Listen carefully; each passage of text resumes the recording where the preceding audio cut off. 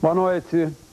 No programa desta noite, vamos viajar pelo mundo para contar uma das mais belas experiências humanas. Como explicar a misteriosa amizade que une o homem aos mais selvagens animais? Uma aventura que vem do início dos tempos. Hoje a ciência já sabe que homens e bichos se comunicam.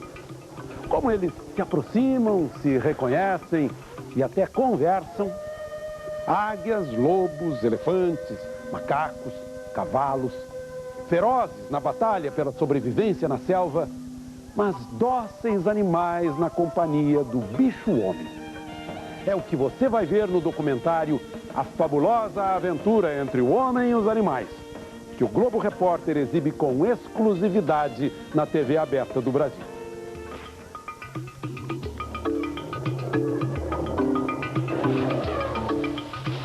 Que misteriosa aliança é essa que aproxima homens dos mais selvagens animais? Será medo? Cumplicidade? Admiração? Eles se comunicam. O biguá entende o que o mestre está dizendo, afunda no lugar certo e consegue. Ele está aprendendo a arte da pesca com um pescador. E a arte da caça? Uma águia real num voo de morte. E os caçadores das montanhas, unidos na mesma jornada pela sobrevivência.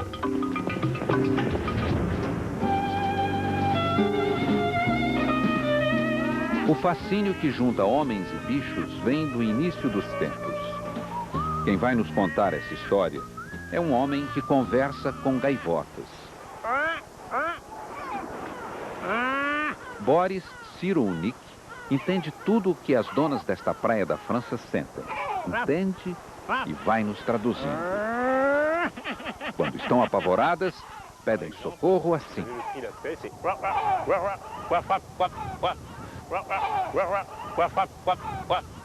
Quando estão curiosas, o grito das gaivotas é diferente.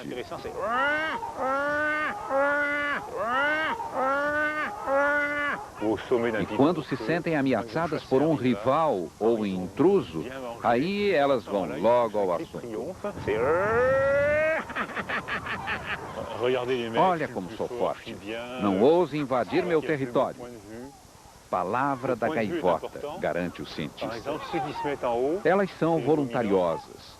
Querem a melhor vista, o melhor ângulo do horizonte. As rainhas da montanha. Pronto. Hipnotizaram o sábio. O cientista que só falta voar.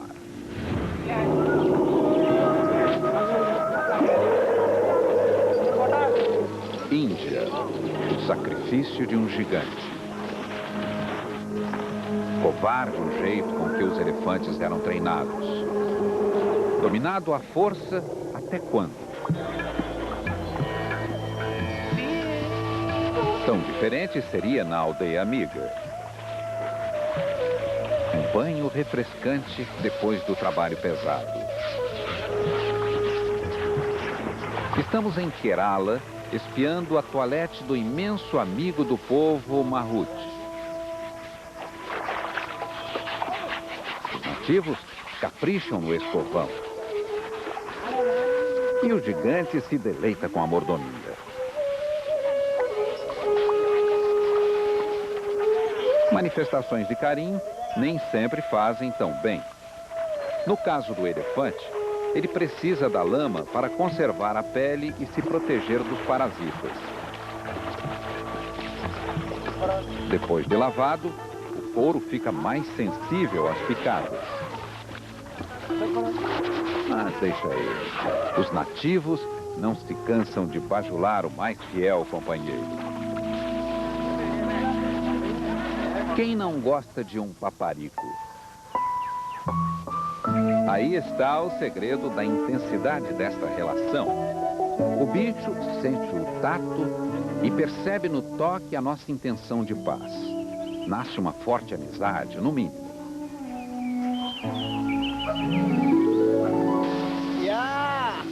No mundo dos macacos, quando dois se banham, é porque estão ligados a uma convivência de conforto e segurança.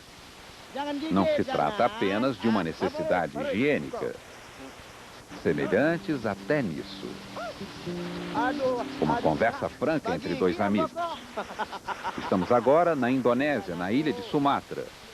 Nem pensar em solidão. Estes dois sabem desfrutar a tranquilidade de uma ilha.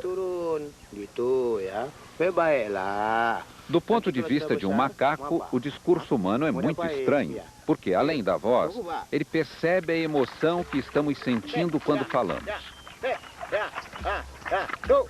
Agora, por exemplo, entende que o dono quer que ele pegue aquele coco. A ordem está no tom das palavras. Zangado, o amigo fala de um jeito. Alegre, o tom muda muito. Encoraja o macaquinho. Lá vai ele colher os frutos desta parceria.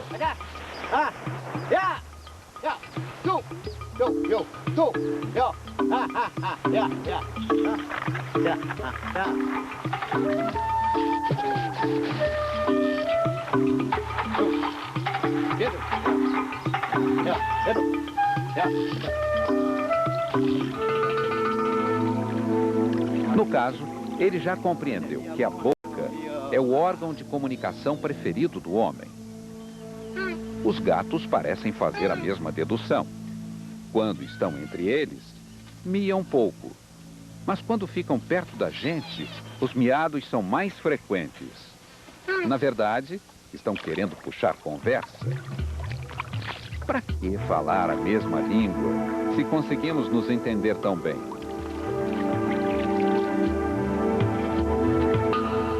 Mas nem sempre foi assim. Nós humanos já inventamos muitas histórias terríveis de bichos que viram monstros.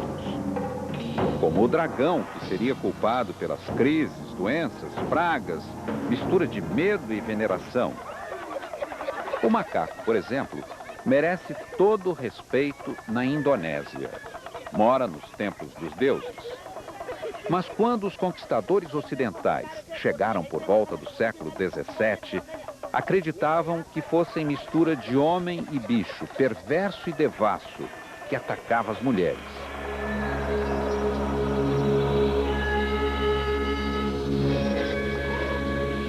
Já outros sempre exerceram um efeito calmante entre nós.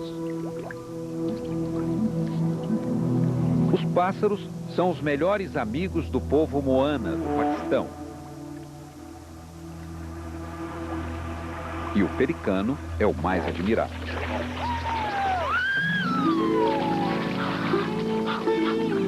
Aqui dizem que o pelicano traz honra e prosperidade. Por isso é caçado e levado para o jardim de pássaros.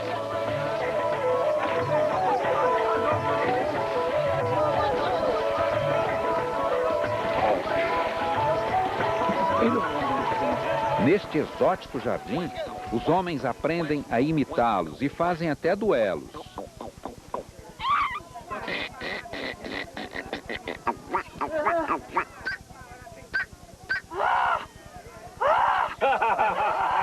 Quem será o homem-pássaro?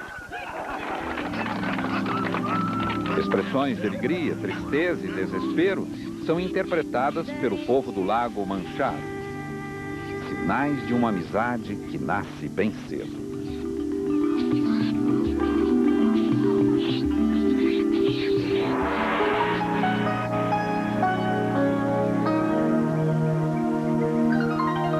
Parece história de pescador, mas sem exagero. Este senhor chinês tem motivo de sobra para contar vantagem.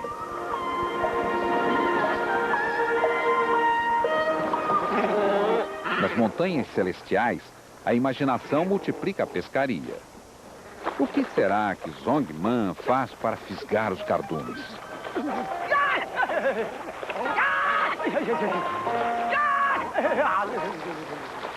Para que vara e anzol se ele tem um pequeno exército de biguás? Aqui, ali, eles seguem as ordens do Sr. Song, que não faz outra coisa senão gritar e pular na canoa de bambu.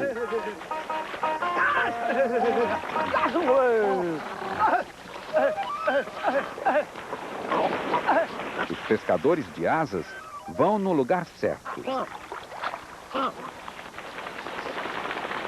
E imagine, engolem o peixe de uma vez, mas ficam de barriga vazia. Já o cesto do Sr. Zong. Como são tão disciplinados assim? Os biguás passam por um aprendizado bem peculiar, velho costume chinês. A cada ano, o pescador cria uma ninhada.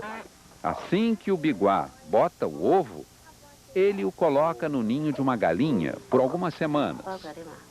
Quando está a ponto de rachar, o ovo vai para a incubadora.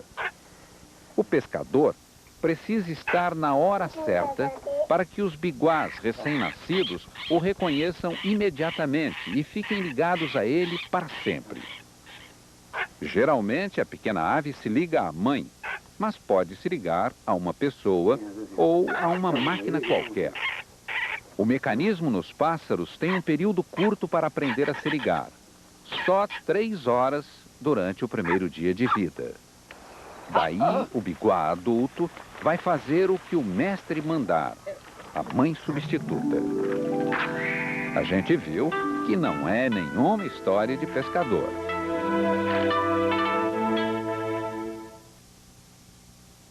Um pássaro de olhar infalível.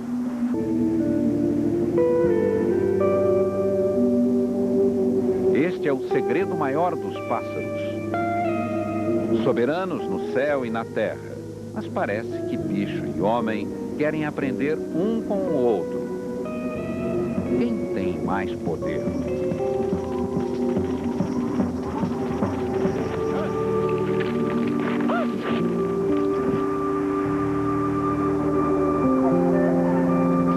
Estamos no Cazaquistão, na Montanha Azul.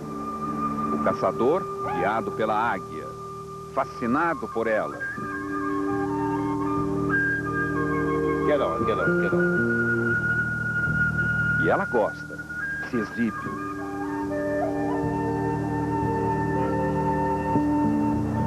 E se entrega.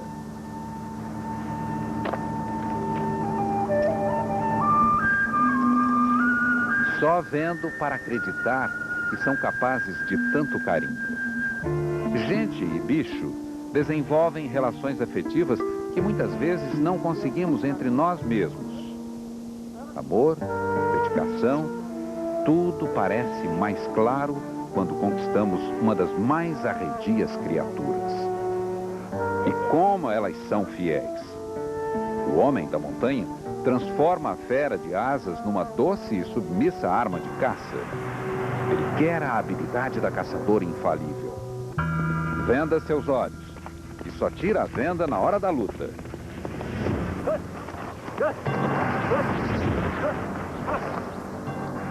Pronto. Os dois já são capazes de conversar.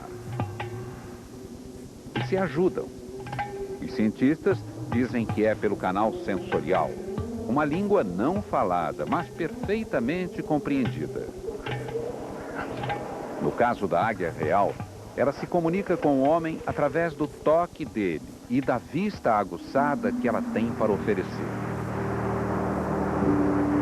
Os dois criaram uma ligação profunda há 4.000 anos. A vida nas alturas ficou mais fácil. A águia real chega ao campo de batalha nos braços do caçador, de olhos vendados, mas pronta para o ataque.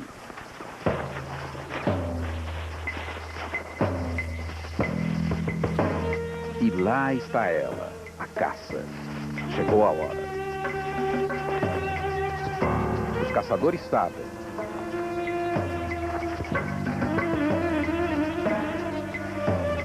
Olhar infalível.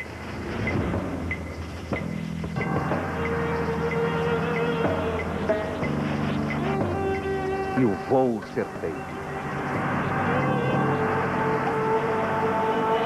Uma raposa imobilizada pela supremacia da ave, absoluta sobre a presa, mas dócil sob o domínio do mestre. Ela troca a liberdade pela companhia do caçador. Afinal, ele sabe muito bem como retribuir tamanha fidelidade. O homem é um conquistador por natureza, quer dominar territórios. E eles? Com certeza gostariam de descobrir nosso ponto fraco.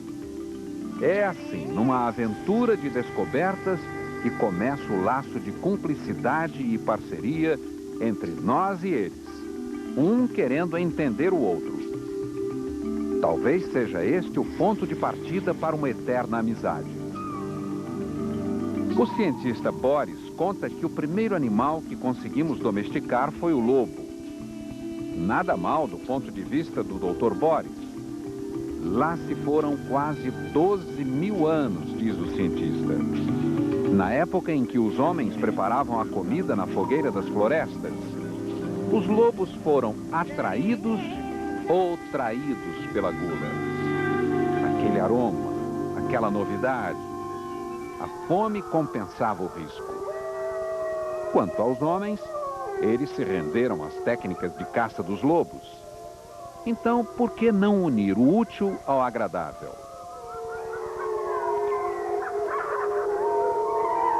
Nos tempos pré-históricos, os humanos logo aprenderam que quando um lobo uivava ou quando ficava quieto, alguma coisa estava acontecendo na floresta. Mas não é que daria para viver em paz? Na selva, homens e lobos se aproximaram. E talvez um dia, quem sabe, caçadores tenham encontrado filhotes órfãos, que teriam sido criados pelas mulheres da aldeia. Até hoje existem tribos em que se costuma amamentar porcos e cachorros. Depois de várias gerações criando lobos, os homens aos poucos transformaram estes animais selvagens em cães dóceis e fiéis.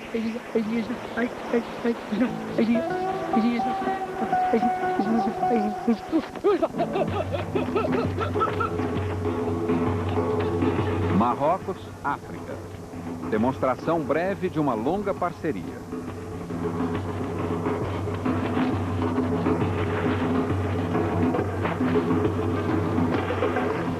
Este é um dos cães mais velozes do mundo, da raça chamada Saluk.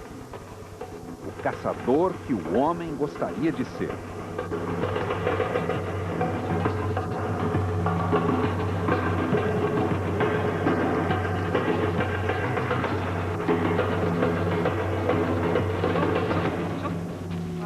Herança dos lobos.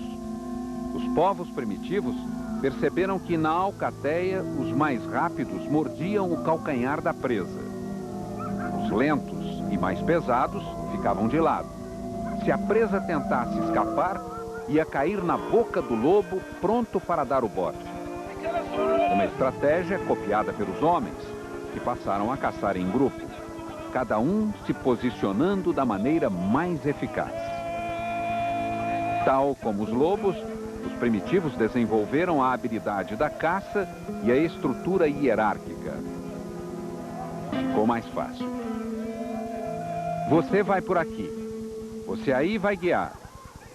O outro vigia. O outro leva os cavalos. Ah, e você provoca os cachorros. A coordenação dos caçadores cria o ritual que copiamos dos lobos, os primeiros animais domésticos. E foi transformando os bichos da selva em cães domésticos que o homem começou a observar e usar as habilidades dos animais. Alguns são para correr, outros são para apontar. E os cavalos? Quando foi que nossos destinos se cruzaram? Muito depois que conquistamos os lobos. Os da região que hoje é a Ucrânia foram os primeiros que conseguimos domar.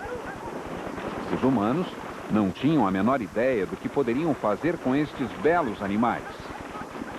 Não poderiam ser inimigos, muito menos devorados. Com este vigor todo, deviam servir para trabalho pesado. Os cavalos dos desenhos das cavernas mostram como os primeiros povos da Terra conseguiram domá-los. Primeiro pulavam no lombo, depois se penduravam no pescoço. E aí, então, inventaram a sela, o estribo, o arreio e a rédea. Os cavalos acabaram sendo domesticados porque foram atraídos pelas plantações das fazendas. Vinham comer a colheita e eram presos no curral. Até hoje, o apetite insaciável pode lhe custar a liberdade. Boris está de prova. E como estudioso do comportamento animal, dá um exemplo bem curioso do caso antigo entre homens e bichos. Assim como os cavalos foram chegando mais perto, interessados em nossas iguarias, as renas ficaram mansas, sabem por quê? Imagine, elas precisam tanto de sal que vivem procurando alguém por perto. Alguém que esteja numa situação, digamos, no mínimo, íntima. Seria um grande alívio no meio da floresta. Até que apareceu a intrusa rena. Ela não desiste enquanto não matar a sede de sal. A ureia é o elixir das renas. Se não fosse o acaso do xixi no mato, as renas poderiam nem existir. Seria outra história.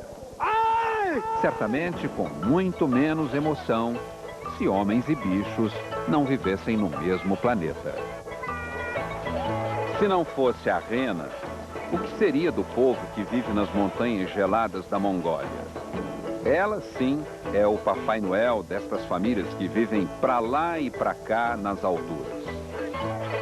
São nômades justamente por causa dos presentes da rena. A pele do casaco, o leite, a carne, a banha, o chifre e os ossos.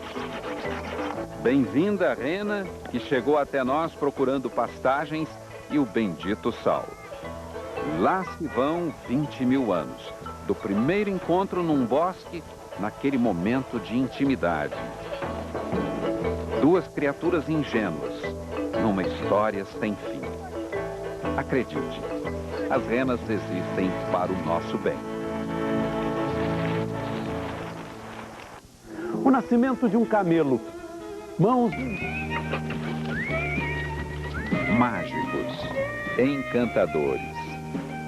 Bichos são os brinquedos mais divertidos para a maioria das crianças. E podem ser preciosos para os adultos.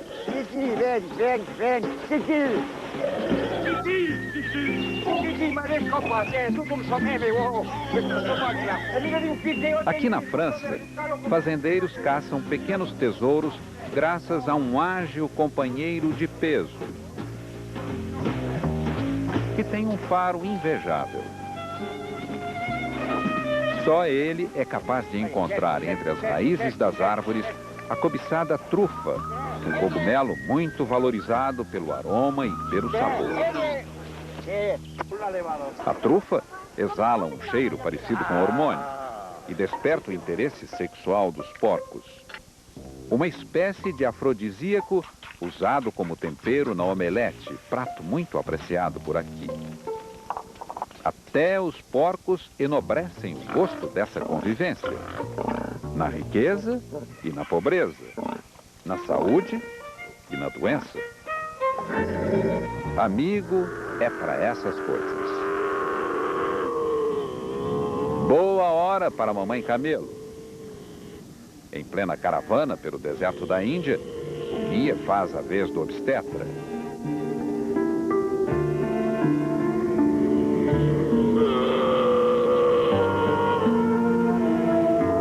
Qualquer movimento brusco pode machucá-la ou até matar o filhote. Ele sabe.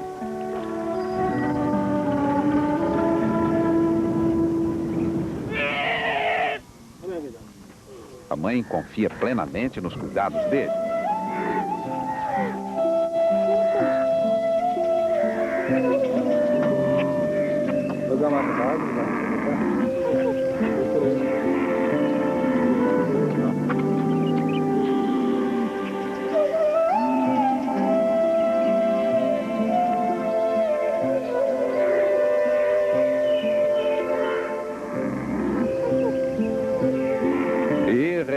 recém-nascido vai retribuir o guia com a afeição de filho.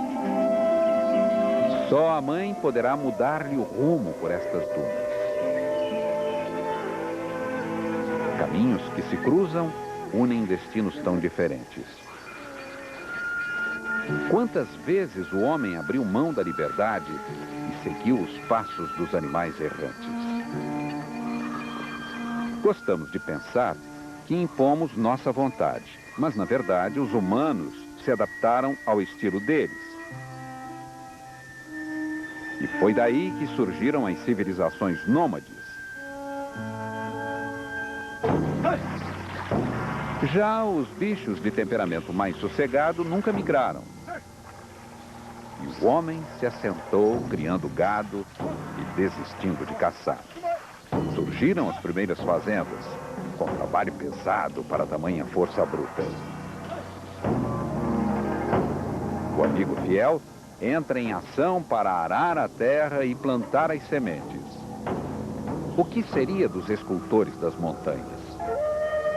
Se não fossem estes gigantes, como poderiam existir tantas fazendas de arroz nas alturas do Tibete? As primeiras fazendas surgiram há 2000 anos, graças à força domesticada pelo homem. Quem é o mais forte?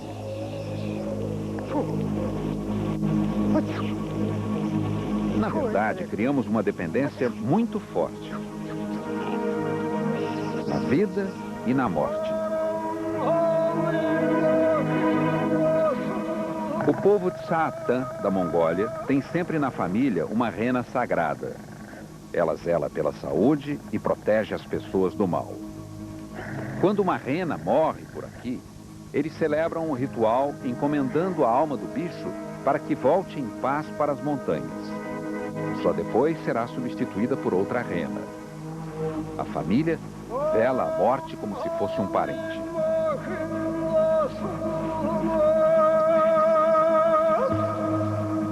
As crianças aprendem o sentimento de perda numa emocionante cerimônia de adeus.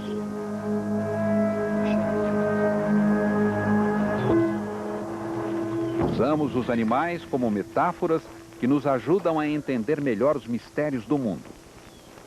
Nas lendas que criamos em torno deles, expressamos nossas angústias, medos mais profundos e nossas fantasias. Há cerca de 30 mil anos, os humanos começaram a atribuir alma aos bichos. Certas culturas acreditam até que vão ressuscitar e reencarnar na forma de animal. Mas foi o tempo em que o homem achava que bicho nem tinha alma. Por isso, matava e caçava sem piedade. Hoje, sabemos que os animais não são máquinas, nem ídolos, nem humanos. Não podemos explorá-los como fizemos no passado. Temos de entendê-los e, quem sabe, buscar a sabedoria com que desfrutam a vida entre eles, os chamados seres irracionais.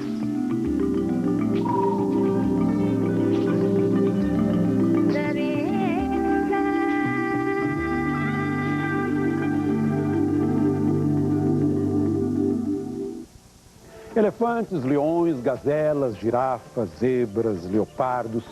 O que eles ensinam aos aventureiros que atravessam o mais seco dos desertos? É o que você vai ver. Um voo pela imensidão de areia. O pequeno avião nos leva às dunas do norte da Namíbia. Só mesmo um presente do céu para reanimar os filhos do deserto. Vamos acompanhar o safari de Jen e Des Bartlett, testemunhas da vida de suplício dos animais. Mas deve existir uma fonte em algum lugar, porque onde tem elefante, tem água. Por enquanto, é o vento forte, vigoroso, sinal da enxurrada que vem vindo aí para engolir as esculturas movediças. miragem? Não. É o rio que vem correndo de longe, desde o mar. Mais precisamente, do Oceano Índico, onde já está